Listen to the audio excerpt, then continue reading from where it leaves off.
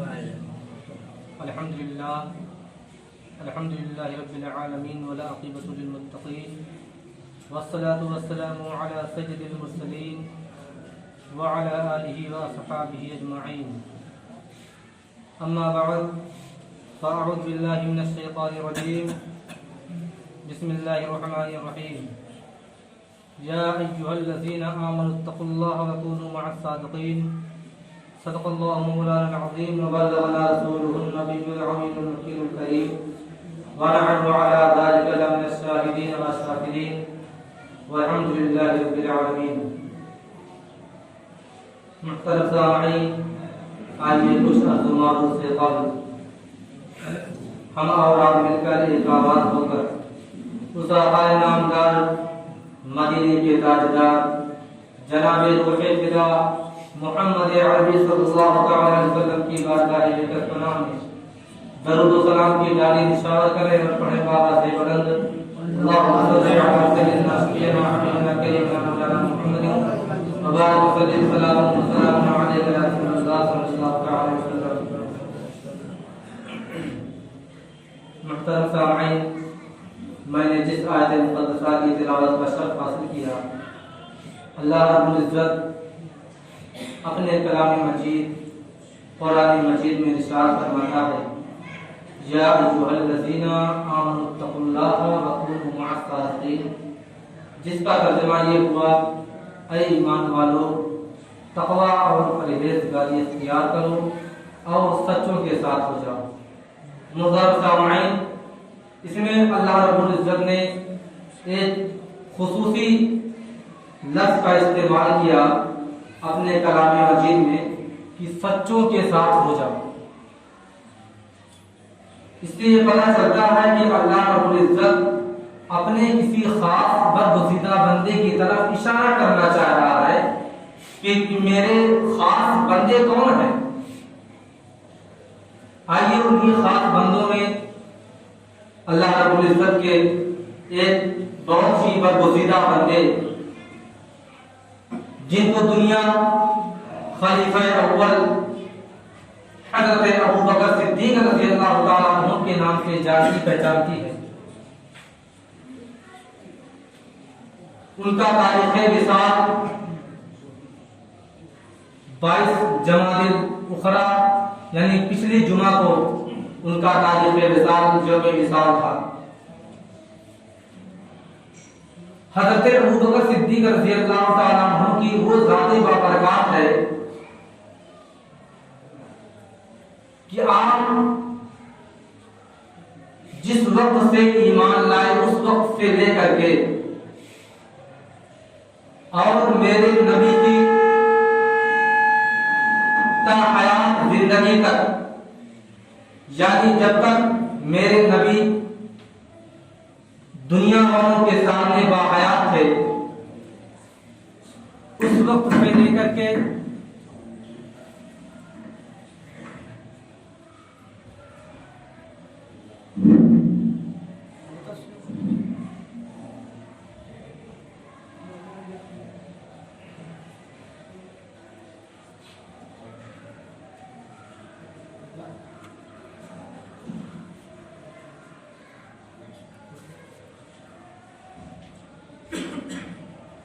اس وقت سے لے کر کے اور جب تک آپ کی حیات طیبہ تھی اس وقت تک حضرت ابوبکر صدیق رضی اللہ تعالیٰ عنہ میرے نبی کے ساتھ اس طرح لگے رہے کہ لوگ مثال دیتے تھے کہ آپ سائے کی طرح لگے ہوئے. یقیناً میرے نبی کا کوئی سایہ نہیں تھا، لیکن حضرت ابوبکر صدیق رضی اللہ تعالیٰ عنہ اس طرح ساتھ انہوں نے نبھایا کہ آپ سائے کی طرح ہر وقت آپ کے ساتھ رہتے تھے. آپ کے درد میں، آپ کی خوشی میں، آپ کے غم میں ہمیشہ آپ شریک رہتے تھے. اسی وجہ سے اللہ تبارک و تعالیٰ نے حضرت ابوبکر صدیق رضی اللہ تعالیٰ عنہ کا مرتبہ بہت ہی زیادہ بلند اور عرفہ عطا فرمایا ہے. اور اللہ تبارک و تعالیٰ نے بھی آپ کی بہت فضیلت اور آپ کی بڑائی بیان کی ہے، کیونکہ وہ حضرت ابوبکر صدیق رضی اللہ تعالیٰ عنہ ہیں کہ آپ جب مکے کی سرزمین سے ہجرت کرنا چاہتے تھے اور کوئی شخص آپ کا رفیق آپ کا ساتھی نہ ملتا تھا، تو جب اللہ تبارک و تعالیٰ نے میرے نبی کے بارے میں حکم فرمایا کہ اے نبی آپ مکے سے ہجرت کر کے مدینے چلے جائیے، اس وقت میرے نبی کی نگاہ اور آپ کشمکش میں پڑ گئے کہ میں اپنا رفیق ساتھی، اپنا رفیق کس کو بناؤں؟ چنانچہ حضرت ابو بکر رضی اللہ تعالیٰ عنہ کو طلب فرمایا اور کہا اے ابو بکر، اللہ تبارک و تعالیٰ کا حکم آ گیا ہے کہ میں مکے کی سرزمین سے ہجرت کر کے مدینے چلا جاؤں، کیا تم میرا ساتھ دو گے؟ حضرت ابو بکر صدیق رضی اللہ تعالیٰ عنہ عرض کرنے لگے یا رسول اللہ، میرے ماں باپ آپ پر قربان ہوں، میں آپ کے ہر غم میں آپ کے لیے ہر جگہ موجود ہوں، اے اللہ کے حبیب میں آپ کے ساتھ جانے کے لیے تیار ہوں۔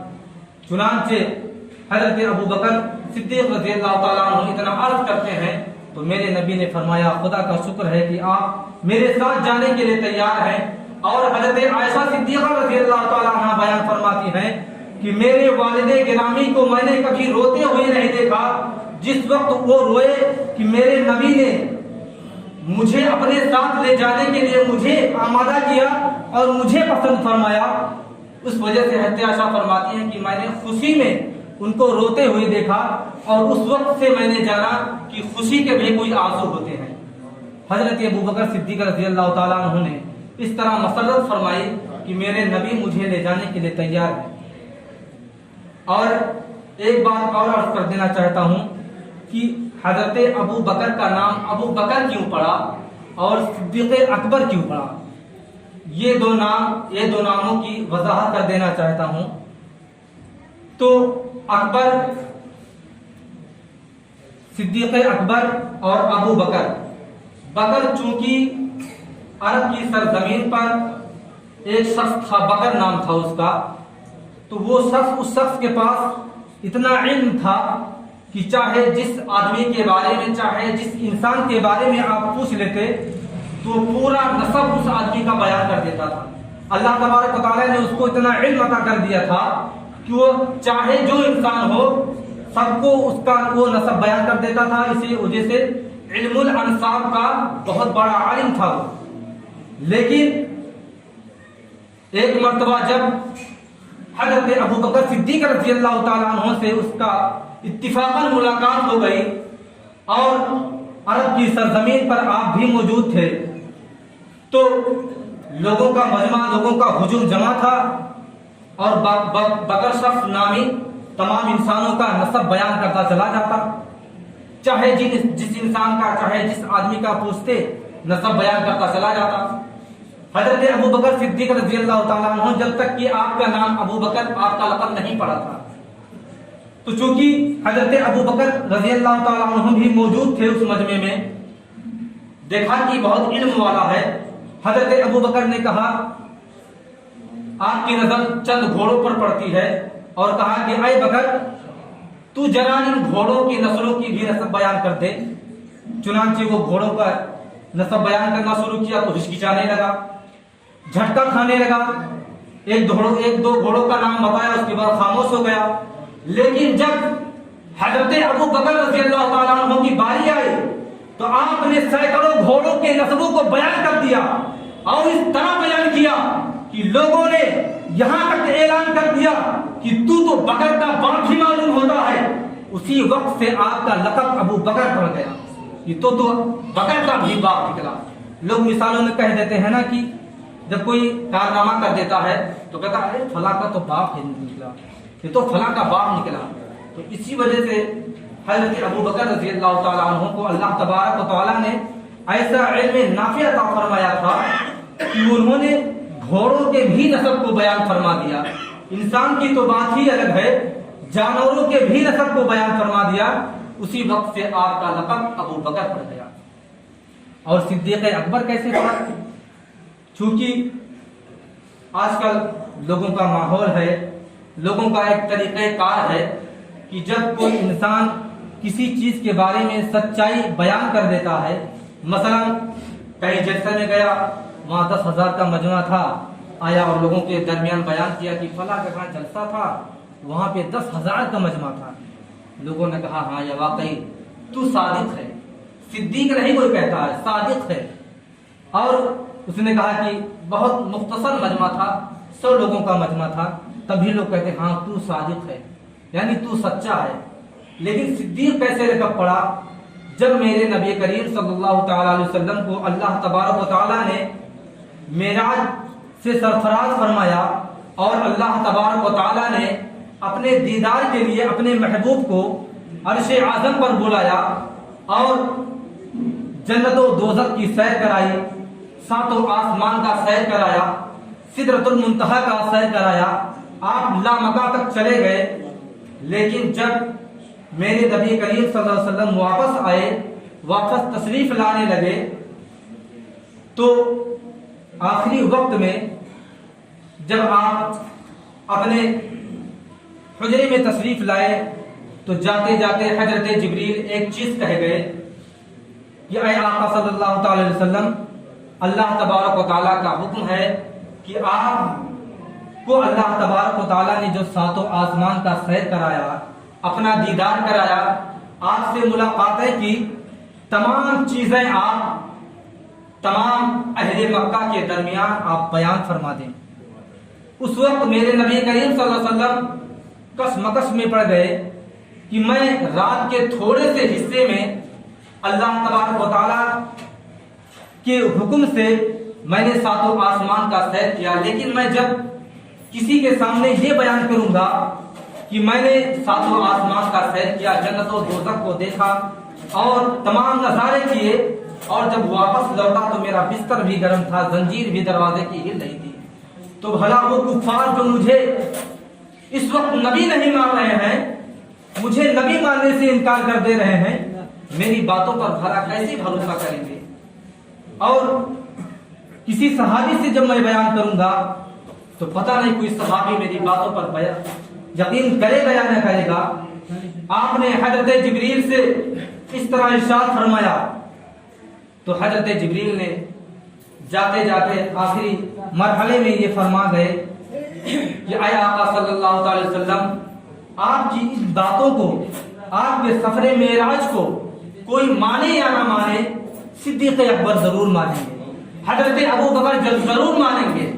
چنانچہ آپ کو چونکہ اللہ تبارک و تعالیٰ کا حکم تھا، اس وجہ سے لوگوں کے درمیان سفر معراج کا واقعہ بیان کرنا تھا، سب سے پہلے ملاقات اس وقت کے ابو جہل سے ہو جاتی ہے۔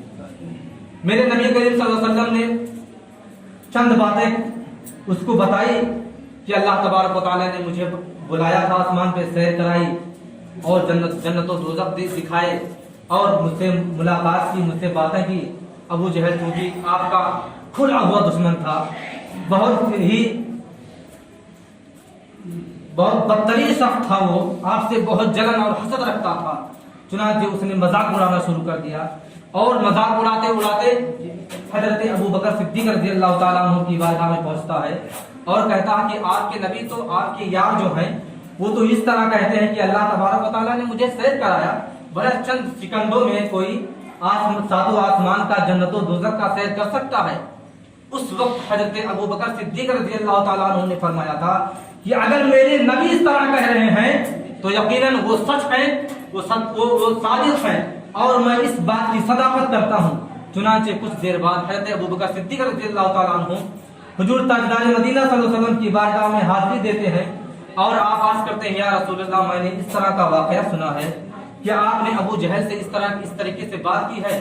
کیا آپ نے سفر معراج کیا ہے؟ کیا آپ اللہ تبارک و تعالیٰ سے ملاقات کی ہے؟ حضور تاجدار مدینہ صلی اللہ علیہ وسلم نے ارشاد فرمایا اے ابو بکر، اتنا ہی نہیں، پوری بات سن لو۔ پھر میرے نبی نے ایک ایک چیزیں بیان کرتے چلے گئے، یہاں تک کہ آپ نے یہ بھی فرمایا کہ اے ابو بکر، میں نے ساتوں آسمان کا سیر کیا، تو جواب میں حضرت ابو بکر صدیق رضی اللہ تعالیٰ عنہ فرماتے جاتے کہ صدق یا رسول اللہ. پھر آپ فرماتے اے ابو بکر مجھے اللہ تبارک و تعالیٰ نے عرش اعظم کو بھی دکھایا. آپ فرماتے جاتے صدق یا رسول اللہ. پھر آپ فرماتے اے ابو بکر مجھے اللہ تبارک و تعالیٰ نے اپنے قرب خاص میں مجھے دکھا دی. حضرت ابو بکر فرماتے جاتے صدق یا رسول اللہ. یہاں تک کہ سفر معراج کے پورے واقعے کو میرے نبی نے بیان کر دیا.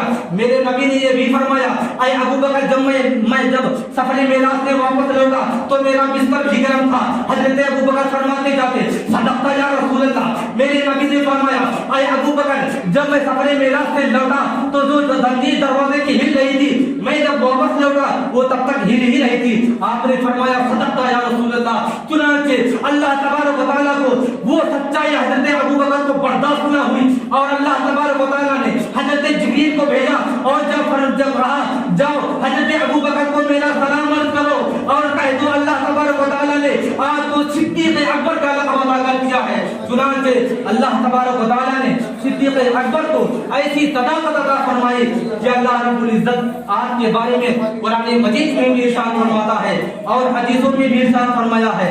میرے رسول صلی اللہ علیہ وسلم نے فرمایا کہ حضرت ابو بکر صدیق رضی اللہ تعالیٰ عنہ میرے وہ جانشین ہیں, میرے وہ خلیفہ ہیں کہ میرے چاروں خلفاء میں سے میری اتنی خدمت گزاری اور میرا اتنا ساتھ کسی نے نہ دیا. چنانچہ اور جب نیکیوں کی بات آتی ہے تو حضرت عائشہ صدیقہ رضی اللہ تعالیٰ عنہا میرے حضور سے فرماتی ہیں کہ اے آقا نامدار تاجدار مدینہ صلی اللہ علیہ وسلم کیا تاروں کے برابر بھی کسی کی نیکیاں ہیں؟